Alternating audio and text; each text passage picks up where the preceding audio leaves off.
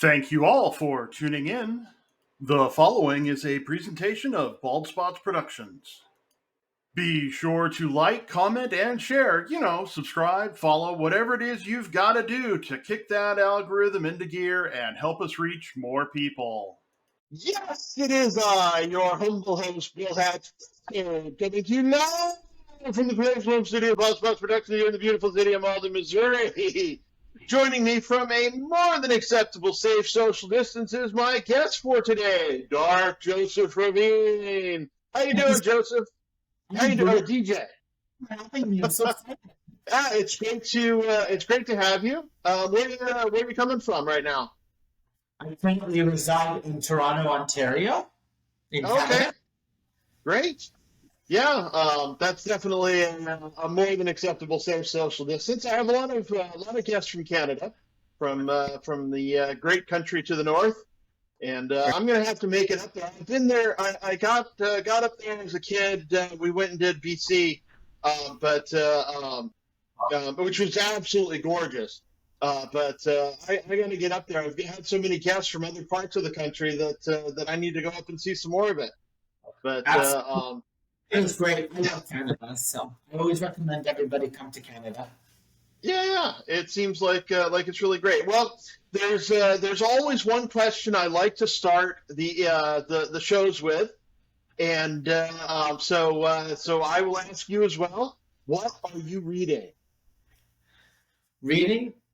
Yeah. I would say that I'm reading much, but what I like to read a lot of is more like what's happening in the world and, positive, motivated people who are out to try to help make the world better, help other people to enhance the lives of others. Because as you know, I manage a movement as well as an online business called Kindness for Success.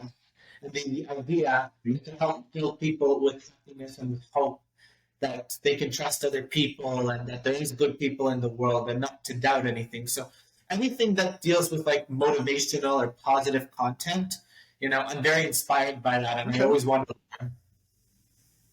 Well, we definitely need a lot of positivity out there in the world right now, especially there seems to be quite a bit of negativity out there in the world. Yeah. Speaking of, you've even written a couple of books, haven't you? Yeah, one children's book. One book? Cool. Children's book. I love kids' books.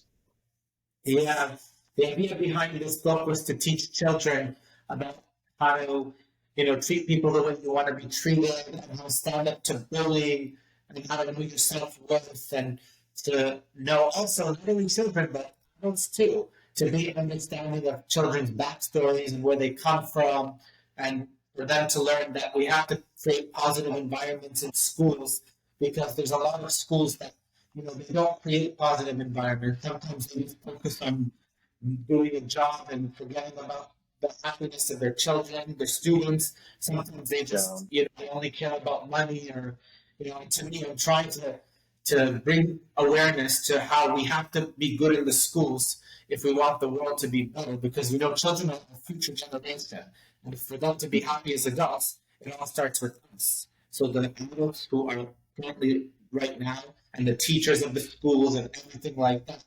So I wrote this book to bring awareness to kids that are suffering these days in the schools, especially children. Oh yeah. Yeah, and if you make great kids, then you end up getting great adults, which absolutely I love. Yeah, and that one is Courageous Overcame Bullies, Fearless Standing. Absolutely. Yes. Definitely. I've had a few children's book authors on, and I always love checking out those books. So how did you come up with the idea to write a book about overcoming bullies? So the problem is that when I was a child, I was abused a lot by students and teachers in the elementary schools I grew up in. And so because I had that experience as a child, that's why I wouldn't want anybody else to go through the things that I went through. Because one negative move on a child can destroy them for life. And Sure. unfortunately, in my time, there wasn't much awareness to people who understood children's background stories and were very understanding of children at the time. They were not. To me, I say a little understanding and a little realization can come a long way. Sometimes life's not always about just doing your job for money and being done with it. Sometimes you really have to put hard work into it if you really want to make an impact. Because if people see you're only in it for the money or the job, then you're not going to do a good job. You have to do something because you're passionate about it. And I always encourage all teachers and adults that if you really like to help children, be passionate about that. Be passionate about helping them. Right. Yeah. I remember back as a kid, getting asked as a class, what do you want to do for a living when you grow up, and why? And I remember one of the kids was like, I want to grow up to be a teacher so I can give out a bunch of homework. Because he wanted to take revenge on the next generation for having to do. No. I lost touch with him years ago, and so I don't know if he ever became a teacher or not. But but I doubt he did. I doubt it. Why would you? Why would you do that? Absolutely, that's terrible. Well, let me tell you, all the teachers who bullied me in my past, the school closed down, so they all paid the inevitable.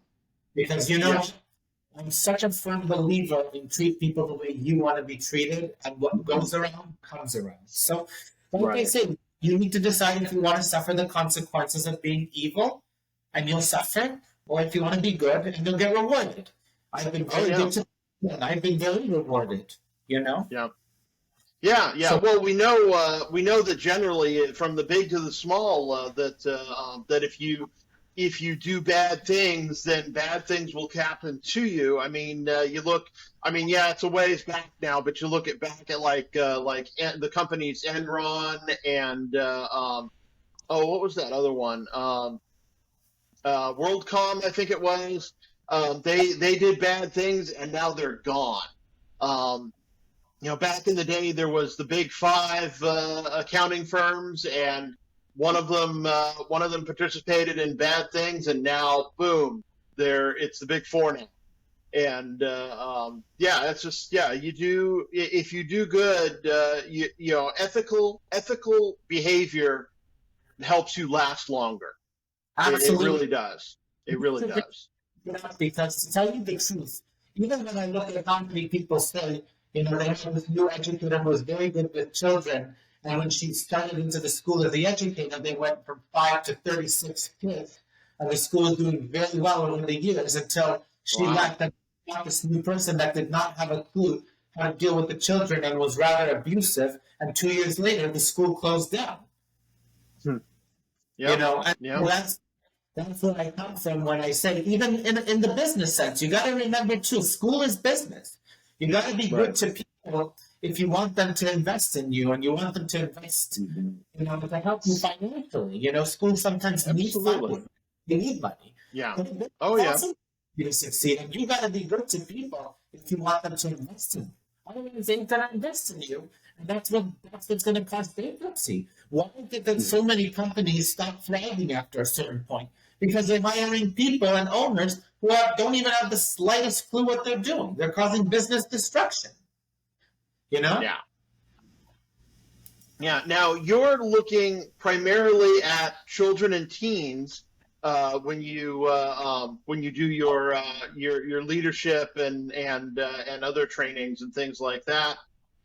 What made you want to focus on that, on the under 18 crowd, as opposed to the rest of us? Because I actually do a little leadership training myself, but I do primarily adults. So like I just mentioned earlier, because I had a bad experience as a child, and I know how sensitive children are and how needy they are. And I feel like they need more support and help more than an adult might need it. In my honest opinion, to tell you the truth, you need to think negatively about me for this, but I want to tell you, when it does come to children, I like to focus more on the happiness of the child, because the child has yet to grow up and live his life and become the future, not necessarily their parents or the adults of how they think the child should be. Because if you think about it, the child is our future generation. The adult has already lived their life. So why should we support child when the children need our help the most? To me, it would be like, a waste of energy and a waste of money and time and things like that. And so, even though, yes, there should be a fair compromise between, a child's not old enough to make their own choices yet, but, in the real world, happiness should be mostly focused on the child compared to the adult. Sure. The child and the adult have two separate dreams. What the child wants and what the parent wants, that is not necessarily the same. In both cases, they're not. So, you have to focus separately. But of course, there should still always be a compromise with parents and children, because at the same time, they're not old enough to decide for themselves. But like I said, for the most part, which we did already talk about. So I'm still here with Dark Joseph. Sorry we had a bit of a hiccup there. But Dark Joseph Ravine, and finding out all about his influencing children to bring positivity and some happiness into their lives, because that's something that they need. Another thing that I talked about with some other guests who work with children is that kids are still have possibilities. And when you're 5, you can be an astronaut cowboy. Nobody's going to tell you you're not going to do that when you grow up. How do you see that in your work? I always say all the time that when you're young, you never know what you really do want in your life until you actually become an adult in your mid-20s. I always think that kids can say whatever they want, but they don't know until they become an adult. It's more, the childhood age is very much like an adventurous age. It's more like you kind of just figuring out your stuff. It's not like what you really do want, In fact, I think there's a very small percentage of kids who do things and then they, go in different directions as they get older. If you look at it, why has there been so many successful celebrities in groups of, in bands? And why is it that after a certain time, they all broke up? Like when they were 16, they were all best friends together and had fun together and everything like that. And then as they approached their mid-20s, they all went on as soloists. Why was that the case? I think that the reality is you really don't know much when you're a child and when you're young. And so that's the realities. I think people need to be a little bit more fluid in what they do. I mean, shoot, when I was a kid, there wasn't even such a thing as a podcast, so I couldn't imagine being a podcaster. Although I did do some acting and things like that, which would have been the kind of the equivalent. But this wasn't even a thing when I was a kid. Shows you how old I am. It's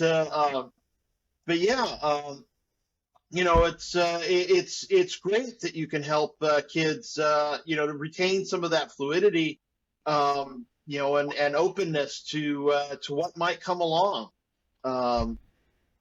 It's just, have you had any specific examples of kids who still have their dreams that you've worked with that you can share? I honestly can tell you, I really don't. All the kids that I grew up with, that I knew that said they wanted to do what they wanted, they didn't end up those people. Okay. What did you want to be when you were a kid? What's that? What did you want to be when you were a kid? To tell you the truth, I didn't even know what I wanted. Actually, to be honest with you, I didn't even know what I really wanted. I was going in multiple different directions. Should I have a part-time job? Should I be a singer? Should I be a teacher? I was going in multiple directions, and so I don't know. Right now, I'm trying to be more. I like what I do with business, So Mm-hmm. because I currently work in my parents' business, and I'm hoping to Okay. manage it as well, on top of being famous and known and everything. So Right, right. And yeah, no, that's awesome. No, I kind of am reaching out in my father's business as well. My dad's a minister, and I'm actually going to school for that right now. Learning a whole lot of things in a slightly different way, because I don't want to be exactly like him, but I want to help, want to use it to help people and make people's lives better and happier, too, because there's certainly nothing wrong with that. Um, and oops. wow, you know. Kind of run out of questions. Yeah, that interruption kind of ruined my stream, uh, my stream of consciousness. That is. But um, are you planning on writing any other books? At this point, I don't think so right now, because my first book Okay. did decently, but it hasn't really taken off. But right now, I've currently returned back Sure. to social media so that I can have opportunities with potential collaborators. And I always think that in this industry, it's important to work with other influencers and other people who have the same dreams as I do and who want to make positive changes and things like Yeah. that. So I'm kind of hoping to get to a point Absolutely. where I could do that. So that's why I've returned back to social media as of this point. So I'm not really working on any project as of this point. Okay. Well, that's cool. Yeah, get the one project up and running well before you start another one. Um, where can people find you on social media then? If they go to my site on darkjosephravine.com, they can find out everything about me. So my social media, Okay, my cool. my TV show, everything. Okay, great. Yeah, I'll make sure the links in the description so people can find you easier. Because nobody likes to type. Yeah, But there's a lot of easiness these days. Don't get me wrong. Yeah, I don't. yeah, But it is true. yeah. That is definite. Yeah. Who's your favorite person to follow on social media? Which is your preferred social media? I guess first off, which one you like best? Well, to tell you the honest truth, I don't follow a lot of people on social media because in the past when I used to follow celebrities, Mm-hmm. just to be nice and have nice comments, some of them used to block me out of Oh rudeness. wow. Sometimes some celebrities let the thing get to their ego, and Yeah. it's not acceptable in my eyes. So now I've been discouraged from following people unless I know they Oh can be wow. trusted. But sometimes I have to meet someone and get to know them Mm-hmm. and be comfortable with them before I can follow them. I can't just follow somebody without knowing the kind of person Okay. they are, because I want to support someone and then get a backlash or something bad to Yeah. happen. Yeah. Yeah. So I can understand that. I can definitely understand that. So you have an exclusive group of people you follow. as in So my Instagram is private.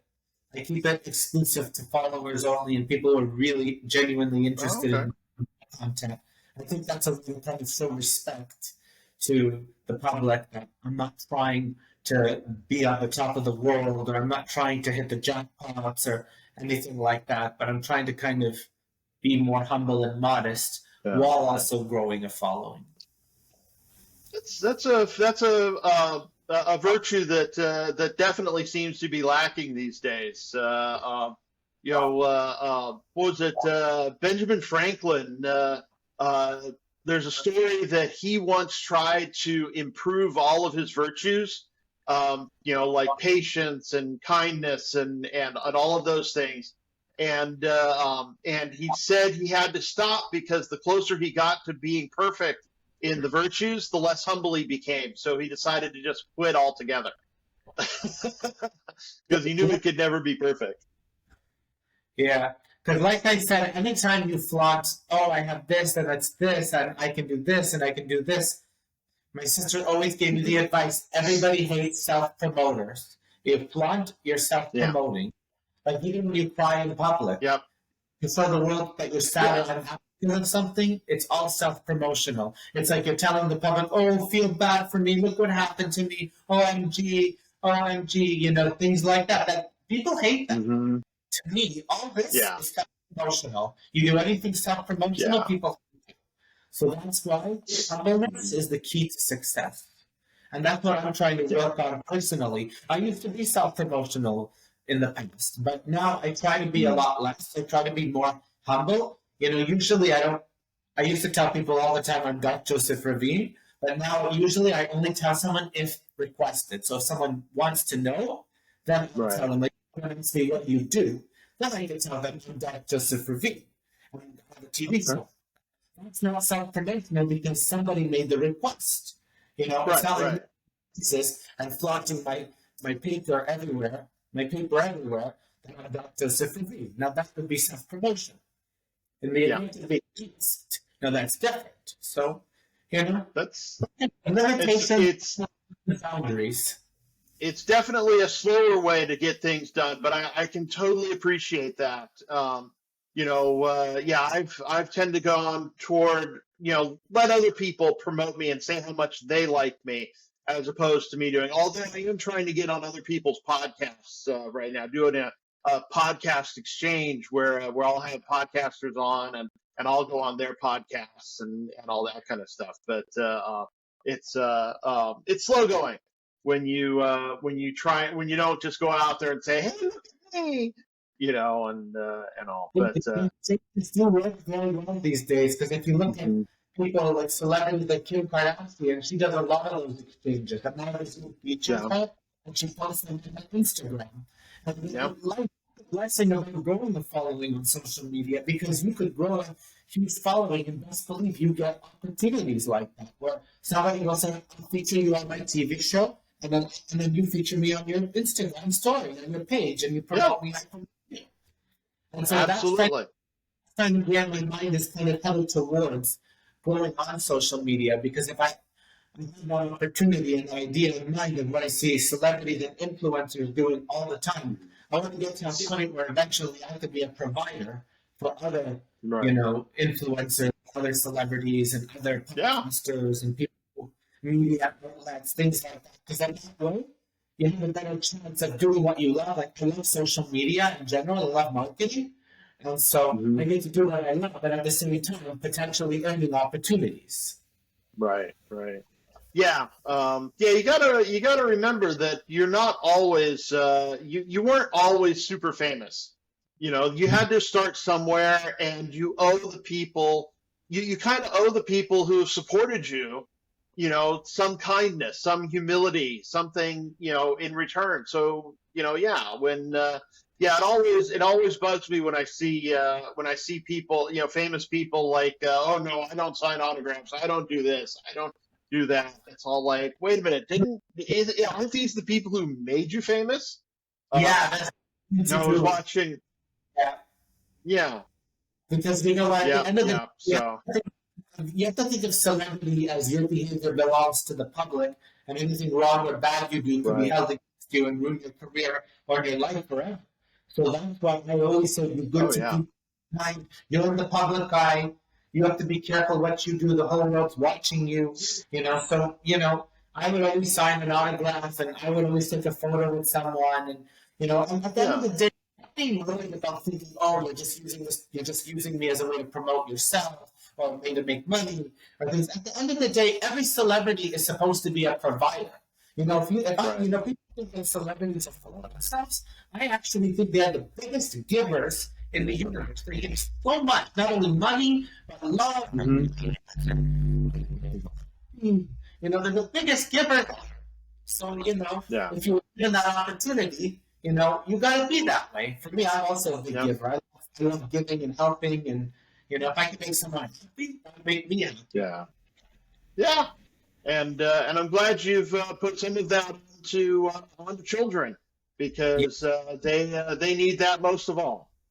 And so, well, I think that's about all the questions I've got for you for today. And we've definitely kept our people's time, our viewers' times, long enough. And before we close out, though, I always like to ask, what final words do you have for the nice people? My final words for the nice people is be yourself, love yourself, don't change for anyone, don't try to please anyone, don't try to fit into groups because people who don't appreciate you for the way you are, they don't deserve you. And believe me, they'll never appreciate you because in this life, everybody has to naturally decide to do things. And you can't use means of force to get people to be interested in you and love you and anything like that. It doesn't work. People loving you is something they have to decide. So my advice, be yourself and don't change for anyone. Those sound like wonderful final words for today. And I'd like to thank my guest, Dr. Joseph Ravine, for being on. I'd also like to thank you all for tuning in. It's been a great experience for me, and I hope you all had a great experience too. And remember to be safe out there. Remember to wash your hands, and stay tuned for the ending credits. Thank you all for tuning in. This has been a presentation of Bald Spots Productions. I'd like to thank our producer, my beloved mother, Eileen Hatch. I, of course, am your humble host. I'd like to thank my special guest, Dark Joseph Ravine. Support the show if you feel so led over on patreon.com. We're known as Bald Spots Pro. Don't you dare miss YWL Online. You can find us on Facebook, YouTube, and wherever fine podcasts are offered.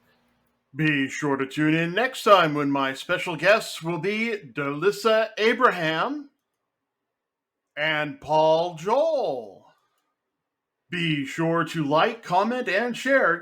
Subscribe, follow, whatever it is you've got to do to kick that algorithm into gear and help us reach more people. If you or someone you know needs support now, call or text 988 or chat 988lifeline.org. That is the suicide and crisis lifeline here in the United States.